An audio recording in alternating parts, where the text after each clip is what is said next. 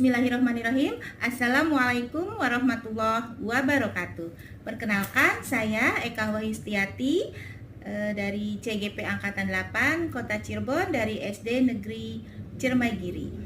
Hari ini saya akan melaksanakan aksi nyata modul 2.3, di mana di dalam modul 2.3 ini ada 3 tahap. Yang pertama adalah pra-observasi, yang kedua observasi, dan yang ketiga adalah pasca observasi. Kali ini saya bersama guru kelas 5 dari SD Negeri Ciremaigiri. Mangga Ibu memperkenalkan diri. Ya, terima kasih Bu Eka. Perkenalkan, saya Bu Jamilah sebagai wali kelas 5 SD Negeri Ciremaigiri. Ya, alhamdulillah saya pengen ngobrol-ngobrol nih Bu sama Ibu. Ya, terima kasih banyak Bu Jamilah. Ya. Ini matiin dulu aja ya, biar enggak.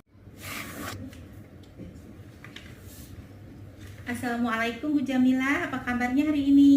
Waalaikumsalam warahmatullahi wabarakatuh Bu Eka. Alhamdulillah sehat. Iya. Alhamdulillah. Sepertinya ada yang ingin kita obrolkan hari ini ya Bu ya. Boleh tahu kira-kira apa Bu Jamilah? Oh iya Bu, saya tuh punya masalah nih Bu di kelas, dimana kelas 5 itu kan kelas yang rentan untuk persiapan ANBK. Jadi saya harus benar-benar memfokuskan dan tujuan pembelajaran saya pengen benar-benar tercapai gitu. Iya. Kira-kira apa yang ingin Ibu capai ya dari pembicaraan kita kali ini? Iya, saya pengen dapat solusi nih Bu dari permasalahan selama saya ngajar di kelas 5. Mudah-mudahan dari pembicaraan ini saya dapat pencerahan, sharing-sharing yang bermanfaat. Ya, terima kasih sudah mau berbagi dan sharing dengan saya. Jadi nanti di sini kita akan fokus mencari solusi ya Bu ya, untuk pembelajaran di kelas 5 ya, agar bisa fokus ya Bu. Baiklah, kita bisa mulai ya Bu ya. Iya Bu. Ya. Sekarang mari kita coba identifikasi nih Bu. Dari skala 1 hingga 10 kira-kira Bu Jamilah merasa skala berapa dalam mencapai pembelajaran ini? Dalam pembelajaran ini kalau saya nilai itu sekitar 5 sampai 6 lah Bu untuk capaian tujuan pembelajaran yang saya amati selama ini. Sekitar 5 ya. Ya. Saya mengerti Bu. Nah, bagaimana menurut Ibu nih? Kira-kira Ibu punya kekuatan apa untuk bisa mengatasi masalah ini? Iya, saya tuh mengamati anak-anak yang mungkin pola belajarnya kinestetik, nggak mau diem, kadang mengganggu temennya. Saya coba tempatkan anak-anak tersebut di depan supaya anak-anak tersebut tuh bisa terpantau lebih dan bisa saling kerjasama dengan teman-temannya. Ya itu juga teman-temannya saling ingetin sih untuk tidak mengganggu. Ya. Gitu. Kira-kira setelah Ibu melaksanakan mencoba itu, apakah ada perubahan yang Ibu dapat? Ya alhamdulillah sih sedikit demi sedikit ada perubahan. Ditambah lagi saya juga sharing sama orang tua. Kira-kira ada rencana lain apa Bu selain itu ya? Saya pengen rencana tuh nanti pengen coba pembelajaran diferensiasi gitu. Iya. Bagus Bu itu ya. Itu satu langkah yang positif ya Bu ya. Ibu bisa sudah bisa sharing sama orang tua, mau mencoba pembelajaran berdiferensiasi. Kira-kira ada rencana lain apa ya Bu Jamilah? Ya di samping itu saya juga menambah ini ya, tambahan kayak media pembelajaran yang lebih menarik. Kemudian pengen sih sharing-sharing sama guru-guru yang lain supaya saling menambah pengetahuan saya lah mengenai permasalahan di kelas. Sangat bagus sekali Bu rencananya. Kira-kira ada prioritas tertentu apa Bu dari rencana ini Bu? Prioritasnya ya saya sih pengen anak-anak yang punya pola pembelajaran kinestetik seperti itulah yang bisa sedikit demi sedikit bisa memahami dan mereka bisa tujuan pembelajarannya juga tercapai. Suatu langkah yang sangat bagus Bu. Kira-kira bisa melaksanakannya bagaimana dengan jangka waktunya Bu ya?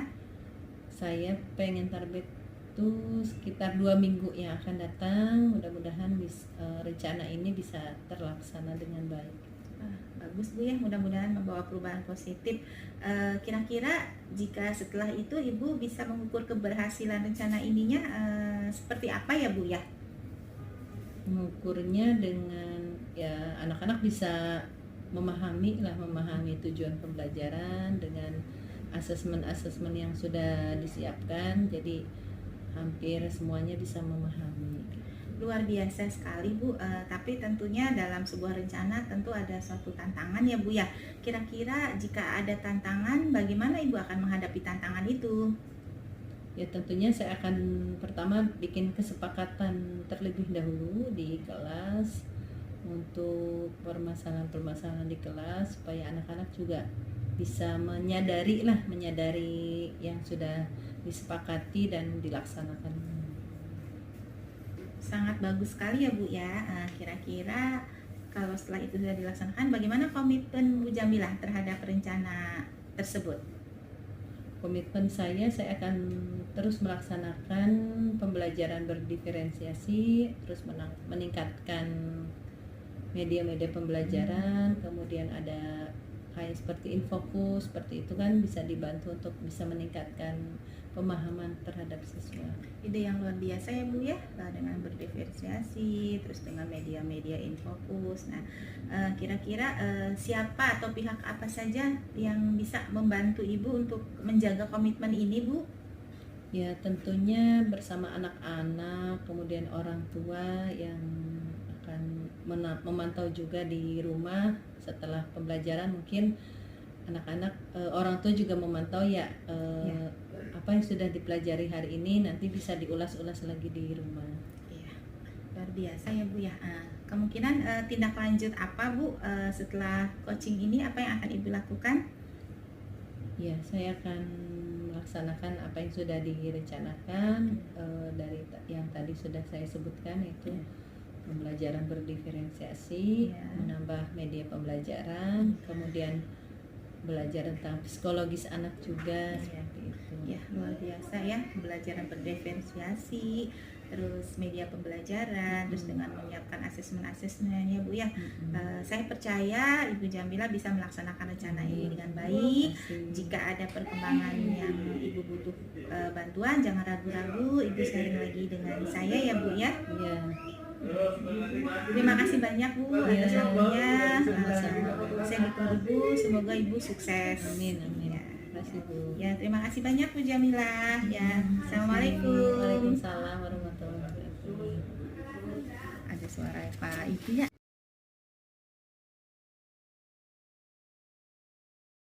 Warahmatullahi wabarakatuh. Bagaimana kabarnya pagi hari ini? Alhamdulillah luar biasa. Allahu Akbar. Yes. Alhamdulillah hari ini kita masih bisa belajar lagi dalam pembelajaran IPA. Kita doakan teman kita yang sedang sakit, yaitu siapa? Akilah. Katanya sakit panas, mudah-mudahan cepat sembuh. Ya. Hari ini kita memasuki bab yang kedua. Apa bab keduanya? Harmoni. Sebelumnya Ibu tanya dulu nih, kemarin kalian sudah belajar tentang rantai makanan, jaring-jaring makanan. Ya, di rantai makanan itu yang berperan sebagai pertama itu siapa? Tumbuhan. Tumbuhan disebut produsen.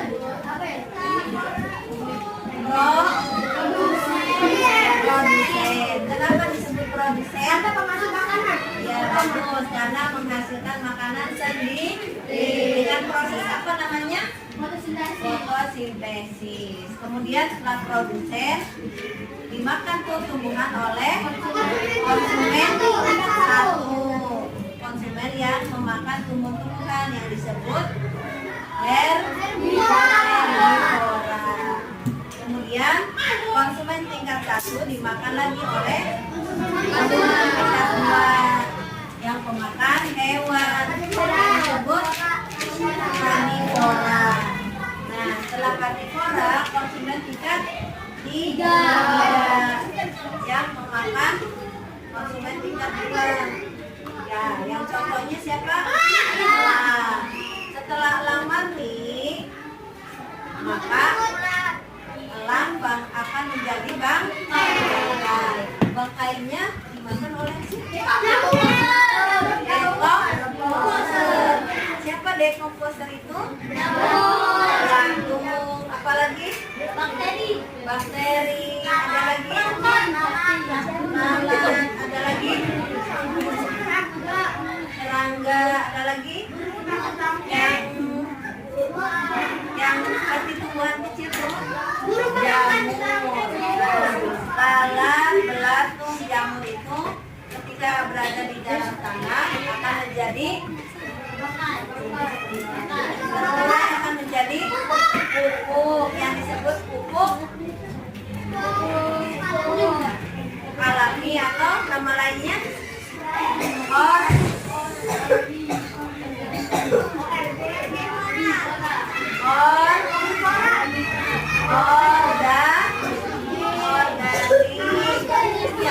organik, pupuk yang berasal dari makhluk hidup. Nah, sekarang kita akan menjawab pertanyaan nih. Kita halaman 69. Nanti siapin buku tulisnya. Tulis jawabannya aja ya. Di sini ada banyak pertanyaan. Kita merefleksikan. Nah, ya bagus pertanyaannya. Apa hukumannya bagi yang merusak hutan? Di Indonesia sudah ada menteri perhutanan, ada menteri pertanian, semuanya departemen-departemen itu punya aturan mainnya, pasti ada sanksinya. Bisa dipenjara, yang menebang pohon sembarangan bisa disidang, kemudian dikasih sanksi, gitu ya. Kemudian yang di laut, misalkan tidak meracuni ikan, tidak meracuni ikan, tidak berlimbah. Nah, ya. Pemboman laut. Jadi hewan-hewan yang kecil-kecilnya nanti akan mati kalau dibom. Cara cepat aja pegangnya dibom, ikannya dapat cepat. Tapi nggak memikirkan bagaimana ikan-ikan yang berikutnya pasti akan punah ya kalau paham ya. Jadi kita baca hamdalah terlebih dahulu.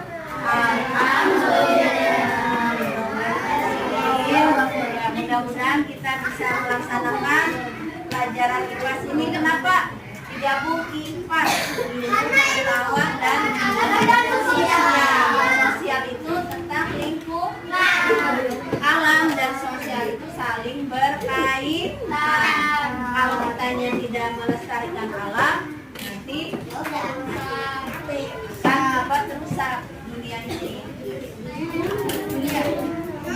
Ya. Paham ya? Sekarang sudah setengah 12. Kita tutup dulu. Boleh anak-anak nanti ada latihan. Yang belum nulis. Oh ya, hari ini kita mau gambar jaring-jaring makanan. Kemarin kan belum ya? Jaring dulu kan Bu?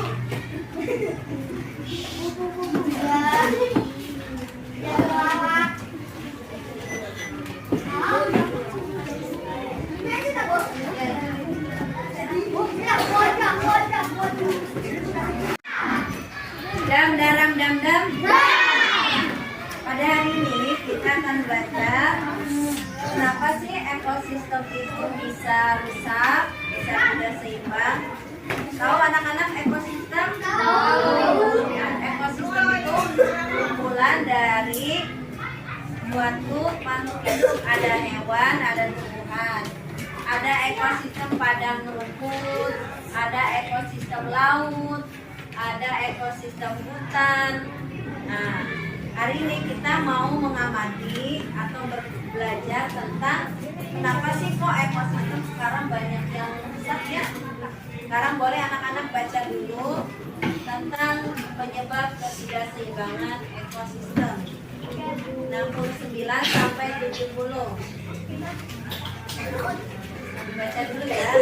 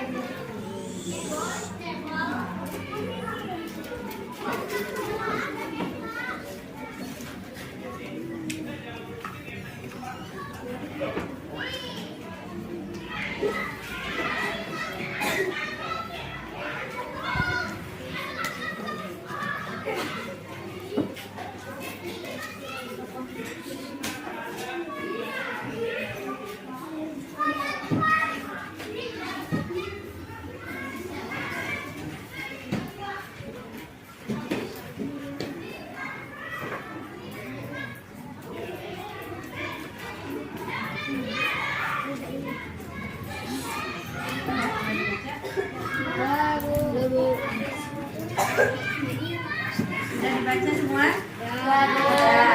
Nah, kira-kira tadi ada yang bisa menyimpulkan kenapa penyebab ekosistem yang ada di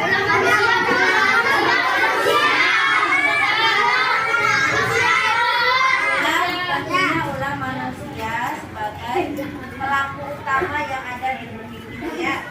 Manusia sudah dibekali otak, dibekali perasaan, tapi tidak digunakan sehingga rusaklah ekosistem yang ada di bumi ini. Nah, contohnya apa tuh bisa menyebab manusia? Kemarau yang panjang, banyak sampah, berserakan, polusi, bencana alam, ya mengambil hewan dengan tidak bertanggung jawab, membunuh ya hewannya tidak dikembangbiakan dengan baik sehingga ekosistemnya jadi menurun. Yang tadinya nih jumlah populasi orangutan misalkan tapi sudah berkurang, jumlah tanaman sudah berkurang karena ditebang dengan sembarangan, diambil kayunya tidak ditanamin lagi. Paham ya?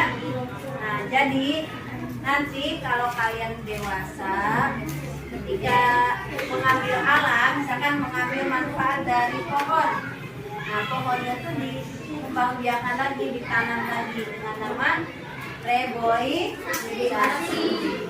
Nah, sekarang kita mau menjawab pertanyaan dari halaman 69. Disiapkan buku tulisnya ya.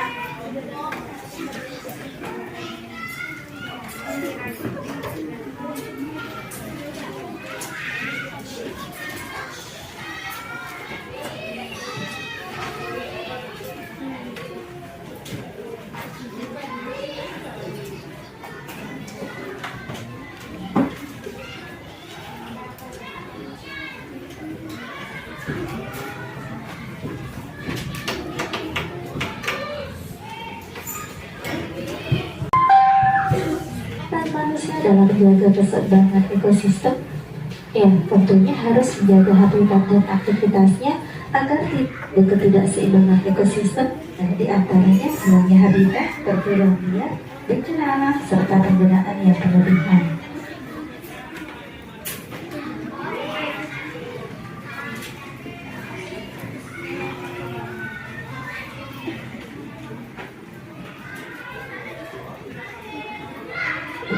Banyak sekali ya.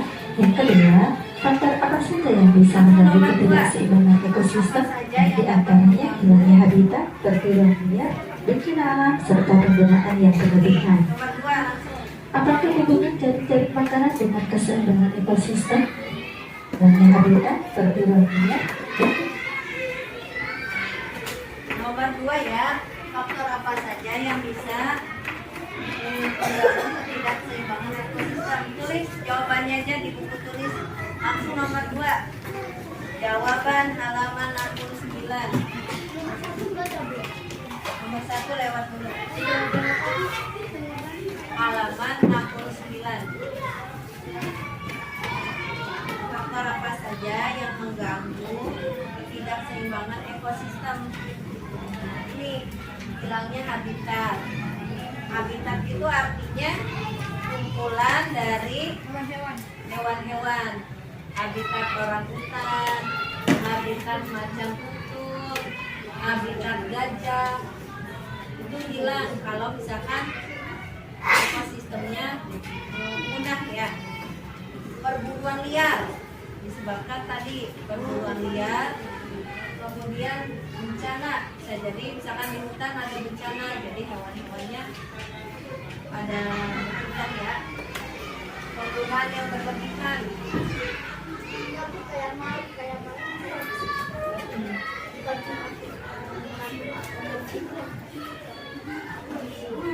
udah dicatat?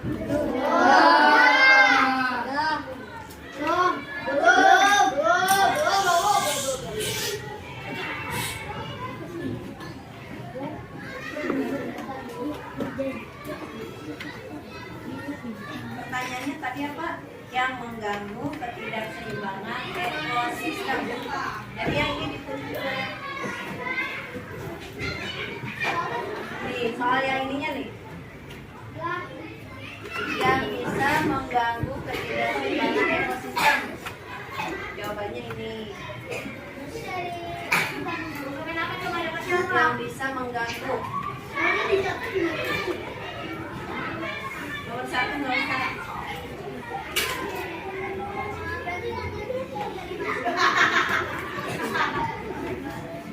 Bu, ini kita bisa bawa jawabannya. Boleh ke bawah, boleh. Jawabannya yang bawah kan, Bu? Ya, yang jawabannya ini hilangnya habitat, perburuan liar, bencana alam, sama penggunaan yang berlebihan. Apa jadi soalnya apa nanti ditulis ulang di bawahnya. Apa telah ditulis, Bu? Telah ditulis. Ya, nomor 3. Belum, belum.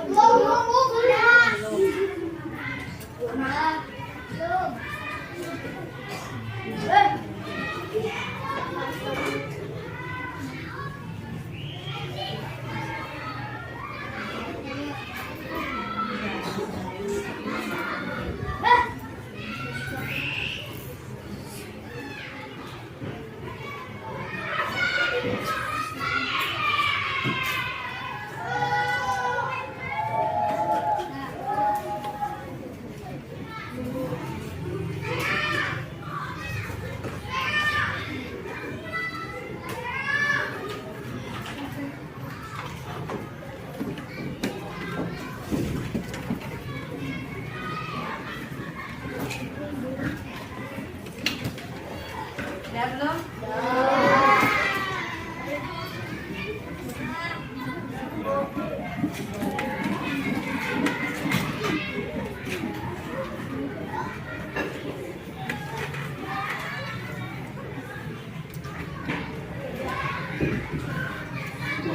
Serta penggunaan yang berlebihan.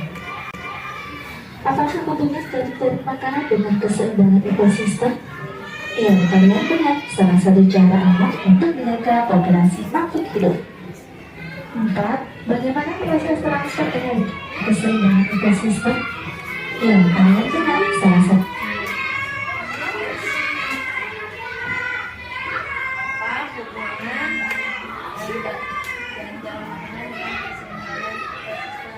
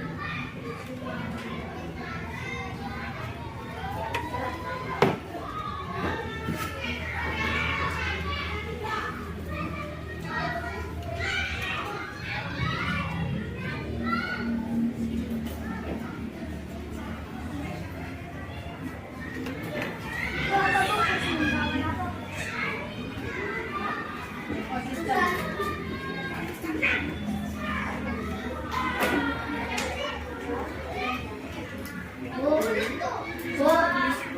nomor 2 tadi aku tulis jawabannya sama ya, kalau nomor 3 belum soalnya aja. Jawabannya juga.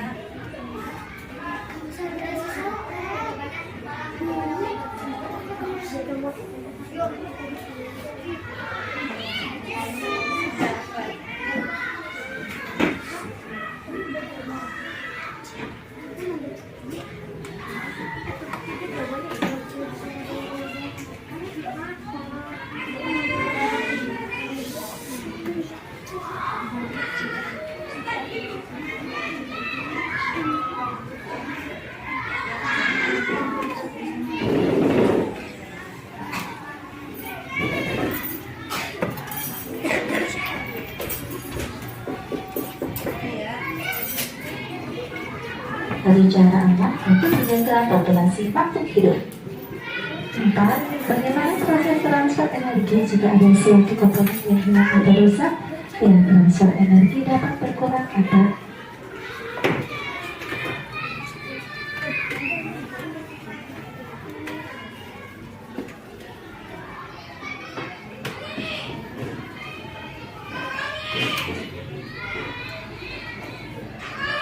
maksudnya kita transfer. Apa artinya transfer?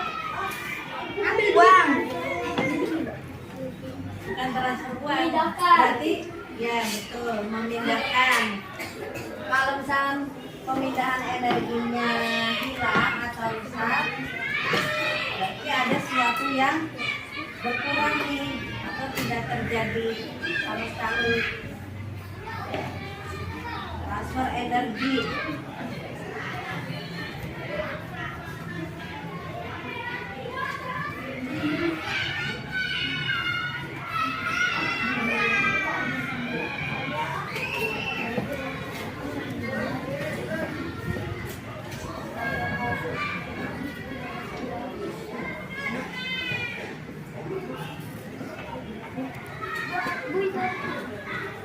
Yang habis yang apa? Hilang atau rusak.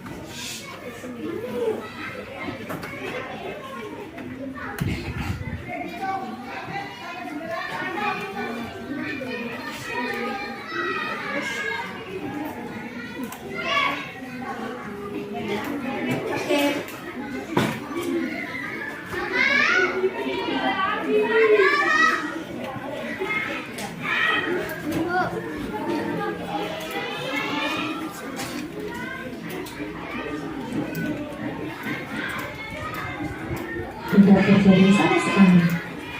5. Apa peran manusia dalam menjaga keseimbangan ekosistem? Ya, tentunya harus menjaga habitat.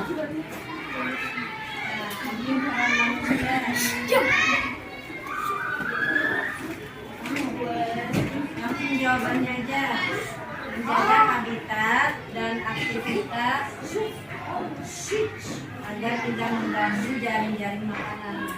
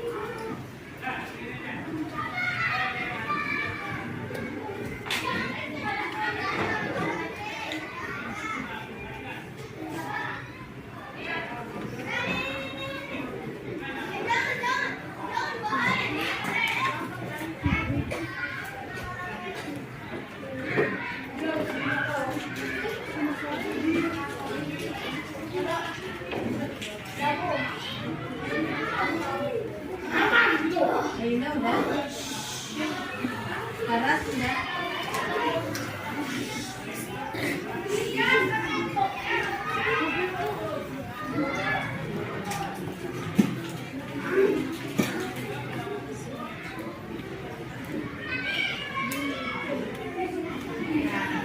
Tadi terutama kita sebagai manusia kalau bikin nih menjaga habitat hewan, jaring-jaring makanan agar tetap berlangsung. Makhluk hidup yang tinggal di situnya tuh tidak punah, tidak mengambil sembarangan, kemudian tidak dibudidayakan lagi. Paham ya? Kan tadi yang dijelasin di awal, mengambil kayunya, tanaman kayunya tetap ditanam, direboisasi namanya ya, menanam kembali tumbuhan yang sudah berkembang. Kalau misalkan bayangkan kalau tidak ada tumbuhan di dunia ini, tidak ada hewan, akan rusak ekosistem yang ada di sekitar kita. Paham ya? Jadi ini sangat penting peran manusia dalam menjaga keseimbangan ekosistem. Sama ini memikirkan, jangan berlaku bertindak tanduk tapi tidak dipikirkan apa akibatnya. Itu kata akhirat tadi, egois, memikirkan diri sendiri, tidak memikirkan lingkungan rusak, sampah berserakan, sampahnya dimulai dari memilah sampah. Makanya sampah yang organik itu terpisah supaya sampah-sampah tersebut akan menjadi pupuk organik atau pupuk kandang yang nantinya akan menyuburkan tanaman tanah. Dan aktivitasnya agar tidak mengganggu jaring-jaring makanan. Berbagai dilakukannya pada lingkungan sekitar harus tetap memikirkan keberlangsungan makhluk hidup yang tinggal di situ. Nah, apa yang bisa kalian lakukan untuk menjaga keseimbangan ekosistem di sekitar kalian? Salah satu caranya adalah tidak mengadakan perburuan secara liar.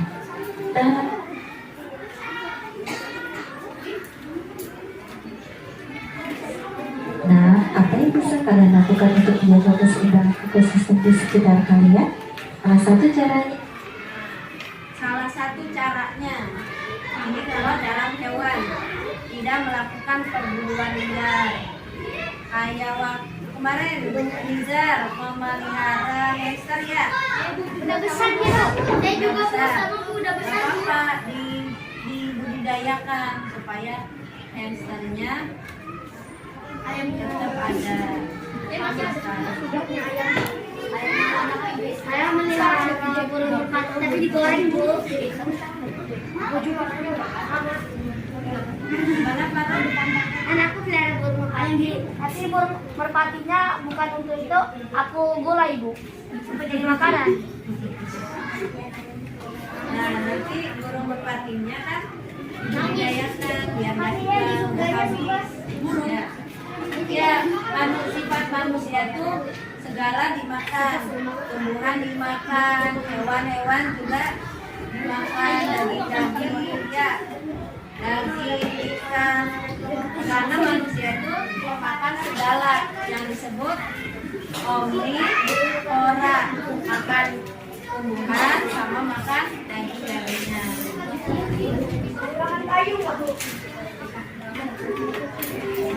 Ya, bagaimana salah satunya tidak melakukan perburuan secara liar. Ini mungkin hewan. Kalau di tumbuhannya kita melakukan reboisasi.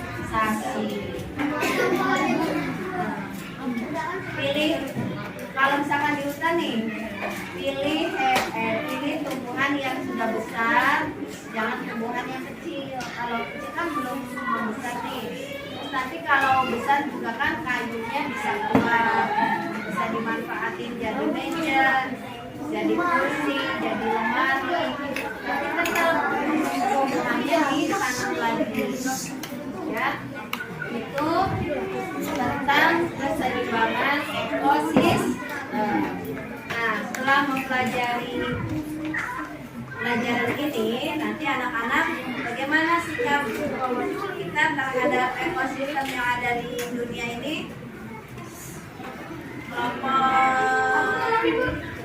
Sikap kita sebagai manusia supaya ekosistem tetap berjalan, tetap berlangsung. Bagaimana? Lakukan reboisasi. Melakukan reboisasi. Tidak melakukan reboisasi.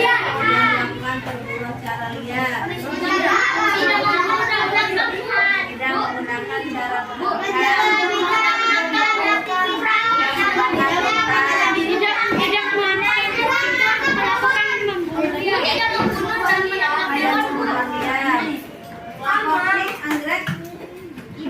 tidak menjadikan burung merpati di gulai ya. Tidak warnai ayam lagi. tidak Jangan jadi ayam dikasih hewan. hewan.